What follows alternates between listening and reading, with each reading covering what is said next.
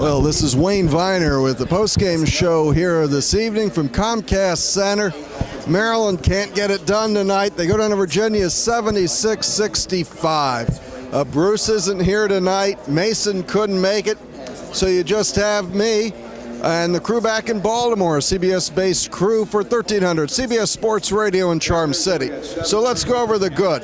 You know, the Terps got to the line tonight. A lot of free throws, didn't make all of them, but that was one of the objectives, to beat Virginia, is to get to the free throw line. Our freshmen got real big-time experience versus the suffocating D of the Virginia Wahoos, and really was the first big-time home crowd behind our freshmen. I'm sure they enjoyed that. It was a different experience. The bad, we really couldn't get into our offense. Poor shooting percentage. We got out-rebounded tonight. Just having Melo, especially in the first half, it just wasn't enough. Malcolm Brogdon, London Parentes really put the defensive pressure on him. He couldn't get the ball distributed, and in the end, it certainly showed. We missed Dez tonight. We need a second dynamic player. We need him earlier in the first half. And it's down the stretch. The defensive intensity for the Terps weren't there. There were too many layups for UVA. So it's our first conference-type game. This is great prep work for the Big Ten season coming up. We're going to get better, and we're going to learn from this. Upcoming games, Winthrop, North Carolina Central, and USC Upstate. Then a December 21st trip to Oklahoma State. We play Oakland, that's Oakland, Michigan.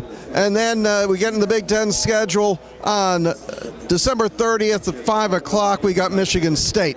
So I got some other game notes here. And the number one thing I wrote and tweeted several times, UVA's defense is super tough.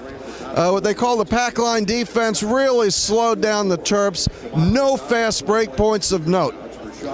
Melo just couldn't get free. We already brought that up. And you shut him down as much as somebody could at 1.2 for 8, although he had a lot of points at the line. Wiley can shoot. Layman can dunk. We have explosive players, just couldn't get him the ball in rhythm tonight.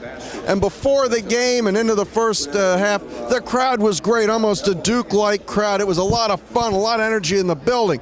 Justin Anderson, even though I'm not a Justin Anderson fan, I know almost nobody else who's a Terp could be a Justin Anderson fan. He was really good tonight till he twisted his ankle.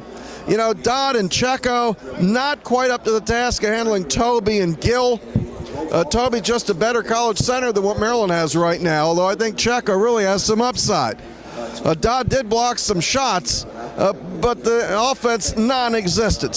So in order to pull this off, the Terps would have been perfect from the line, make some threes that didn't fall, and play a fast game. And really the game was a bit choppy, wasn't really in Maryland's flow. I could tell you, being down here, these guys played as hard as you could. It just wasn't enough tonight. I'm sure we're going to learn from this. For Bruce Posner, this is Wayne Viener. For intern Mason, who couldn't be here tonight, live from Comcast Center, now called Xfinity Center. Maryland loses to Virginia 76-65. We will see you on the Sports Maven. 9 o'clock on Saturday, in the Nest, 9 o'clock on Sunday, and then back on the regular Terp Talk at 6 o'clock on Wednesday on 1300 CBS Sports Radio in Baltimore.